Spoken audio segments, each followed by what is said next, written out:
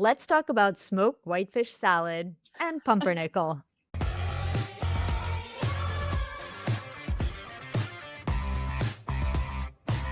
Welcome back to Sprung On Food. I'm your host, Kae Sprung. This season, we're talking about favorite foods, the history behind it, and the role it plays in the world today. Joining me today is founder and CEO of Gold Comedy, Lynn Harris. Lynn, welcome.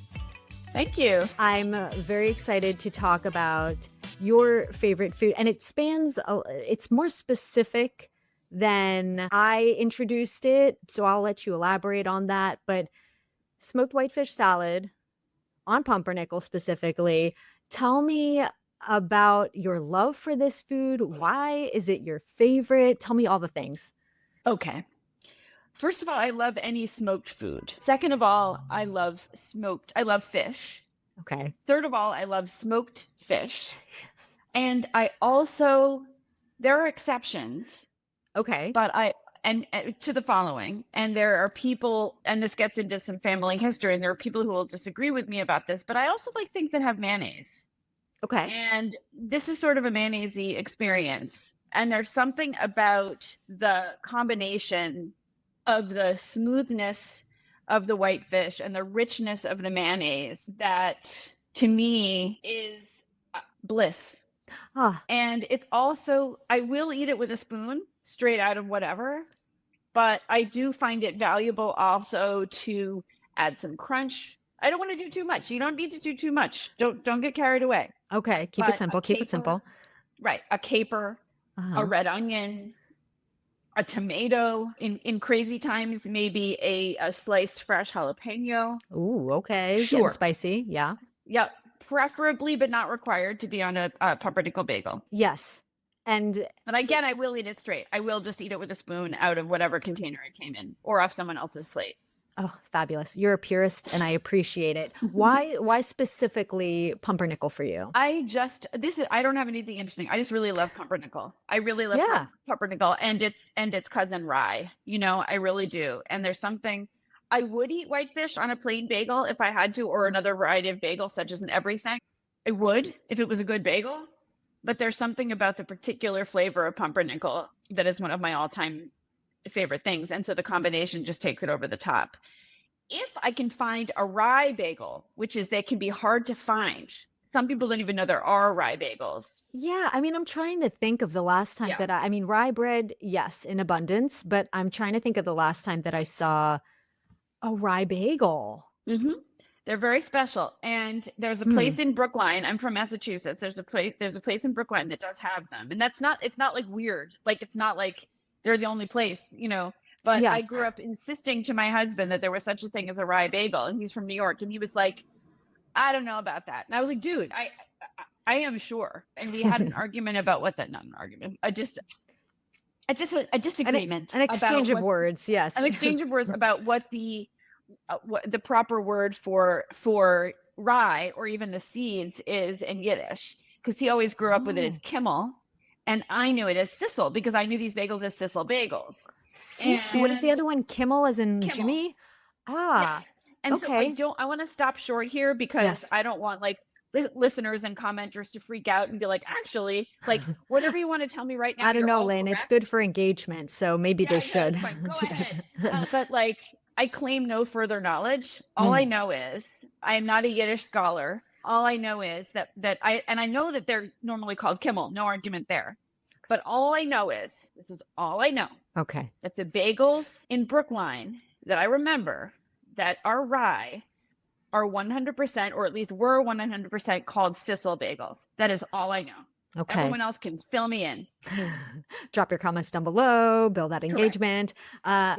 Wow. Okay. And so does that word directly translate that means rye, or does it mean something else that encompasses rye Well, see, this is where variety the of sorts? commenters are going to have to go okay. crazy with engagement Okay. because I did not, I confess to not having researched this before this. Right. And also I probably did at some point and then immediately forgot because I forget 25 to 75% of things. But if I could hazard a guess, I could be Yes. wrong, but I can hazard a guess that I believe it has to do with it's the word for the seed. Mm-hmm. Okay. Yeah.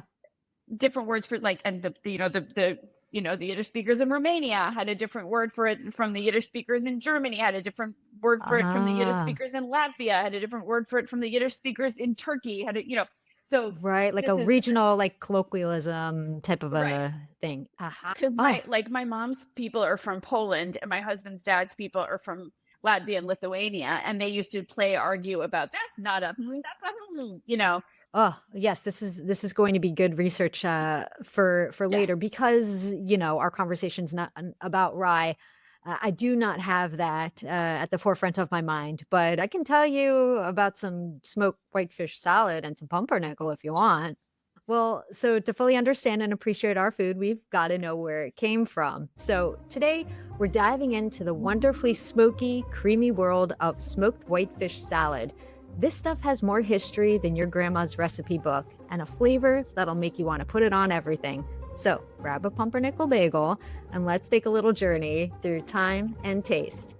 Our story begins in Eastern Europe, centuries ago, back when refrigeration meant putting food outside in the snow.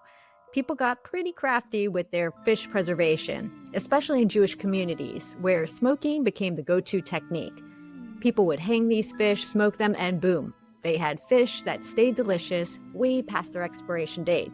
They loved it so much, they even brought the tradition to America. I guess you could say smoked fish swam across the ocean and right into history.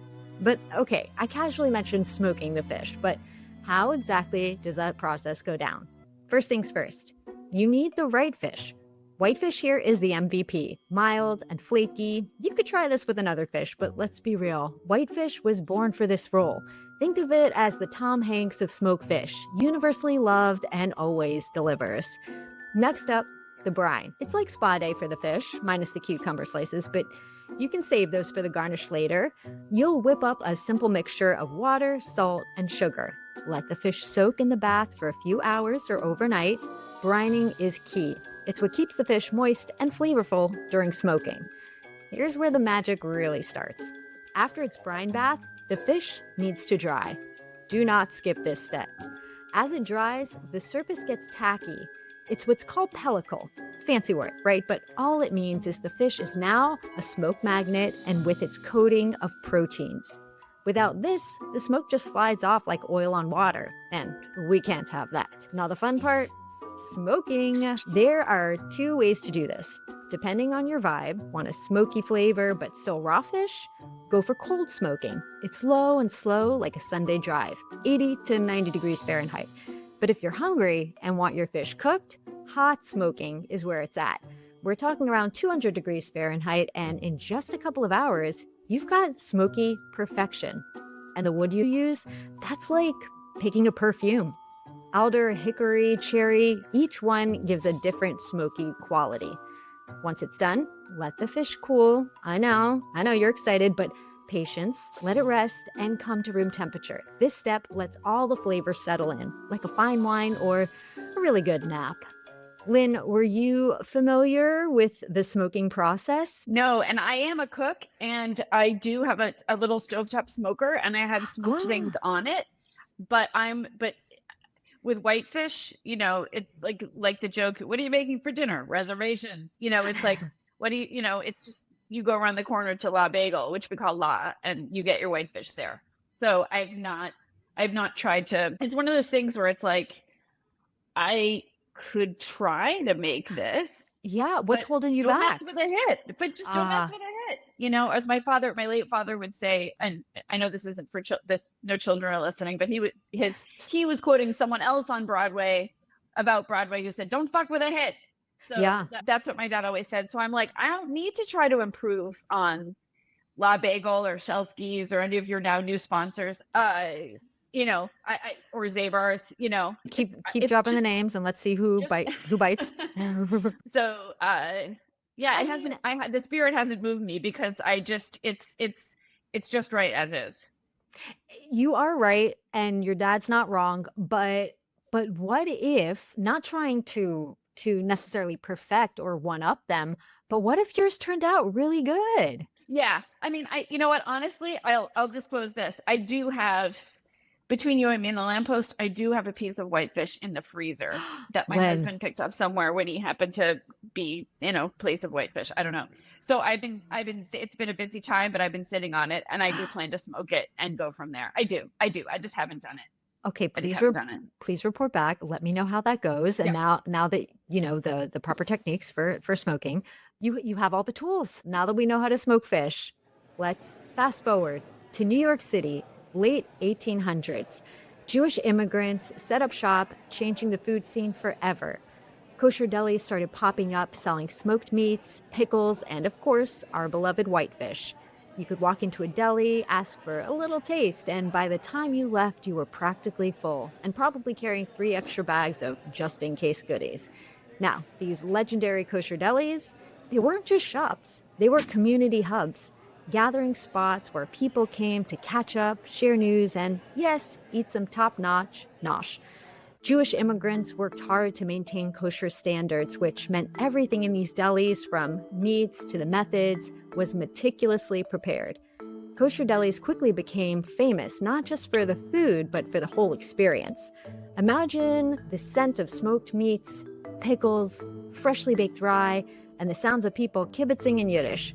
If you think your neighborhood deli has good vibes, these places had the original atmosphere. Lynn, do you have a favorite deli? And is it somewhere that you would say that you hang out in? I wish I would just stand there and just, stand near the pickle barrels and, while they get opened and smell them.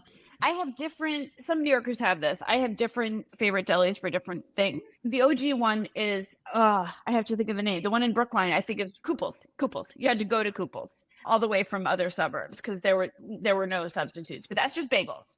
Okay, for the I think they bagels. have other stuff, but I'm sure they have whitefish and stuff like that. But that's the bagels. I would say for the whitefish, let me say this. There's a new-ish Jewish style, Ashkenazi Jewish style deli here and there in Brooklyn called Shelsky's that does a very good job with the smoked fish. And they also have not just the smoked whitefish, but other ones that are kind of old school that are often also served together, like sable and sturgeon. But I think so like shout out to La Bagel around the corner, and shout out to the Bagel Hole in Windsor Terrace, which has the best bagels.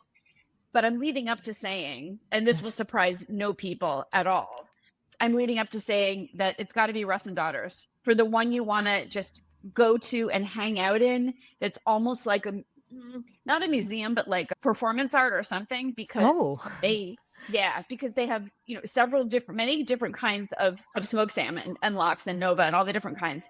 And the art that their artistry is how they slice it. So there are different highly trained salmon slicers slicing it like it's a gossamer silk with the sharpest knives you ever seen. How poetic, yes. And they have all the appetizing, and they have all the, the smoked fish and the this and the that. And so it's and it's still there, thank God. That's your favorite place to get whitefish salad, you said, or it's just one of those places. Favorite place for literally, and if I had anything but the package. Bagels, okay. Oh, I'm not. No shade to their bagels. No shade. No. But we've established that you do have a favorite bagel. Bagel Hole in Windsor Terrace, but Russ and Daughters is the whole package. Well, speaking of our whitefish, what is its backstory? This fish is from the cold, deep waters. In North America, the most common is lake whitefish, or scientifically known as Coregonus clupeiforus. It just rolls off the tongue, right? It has this mild, buttery flavor and texture that practically begs to be smoked. Add a little mayo, like you like it, maybe some sour cream, fresh dill, and what do you get? A fabulous spread that can make cardboard taste gourmet. But when you're fresh out of cardboard, you can grab some pumpernickel. This bread is a legend in its own right. Pumpernickel has German roots that run deep. It dates back to the 15th century. Originally, it was a dense, dark loaf made from coarse rye flour, baked for hours on low heat, which gave it that rich, earthy flavor and heavy texture. People in Germany loved it, but the name pumpernickel actually started as an insult. Lynn, do you have any idea what that could have been? Do not know. Educate me, enlighten me. Well, it comes from an old German word that means devil's fart. Yes, You heard me. Oh, Apparently, it just got so much better. Oh yes. my gosh. Apparently, the peasants who ate it were known for their, let's say, digestive reactions, but that didn't stop it from becoming a hit. Today, pumpernickel has a softer, slightly sweeter side in America, where it's sometimes made with a blend of wheat and molasses. But no matter how you slice it, the flavor is a perfect match for smoked whitefish salad. The dark, slightly sweet, earthy taste of pumpernickel gives that smoky fish a run for its money. It's Mhm. like they were made to be together. These days, smoked whitefish salad is a star. New Yorkers, Angelinos, and everyone in between can't get enough of it. Whether you're having it at a Sunday brunch, trying to impress your in laws, or just really love a good schmear, smoked whitefish salad has become a staple. A little slice of tradition that reminds us of the good old days with every bite.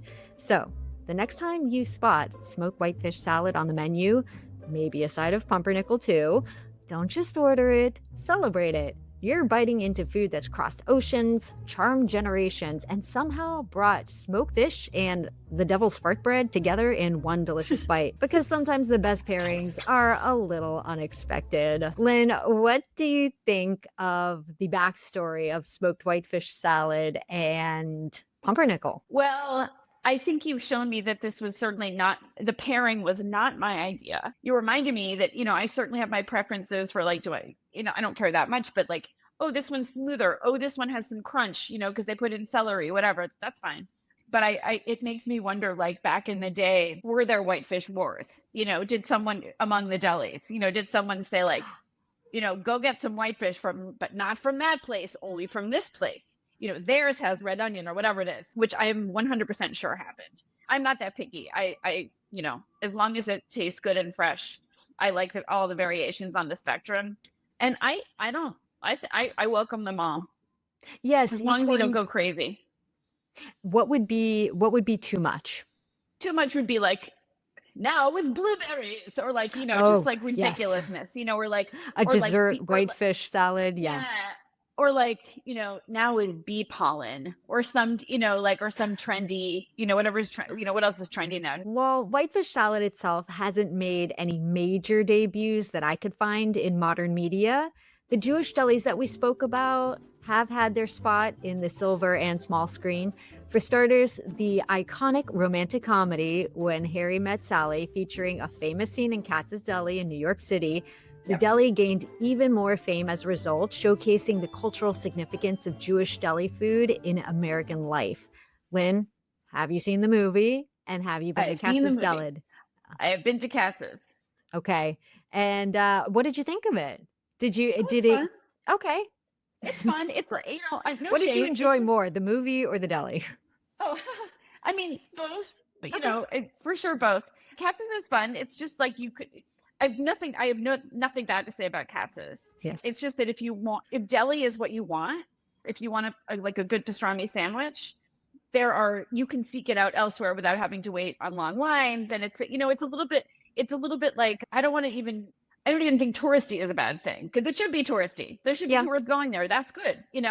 But if you want a really good pastrami without waiting online, Yes. just because you want the pastrami, then there are other places you could go that are good. But a lot of the good ones have closed also, Yeah. you And I know? think so. I think it definitely, to your point, is a destination. But yeah, people do your research. There are other delis. Let's support them all. Now, I did have now a really good deli. There's a famous one that I think still exists in Montreal called Schwartz's.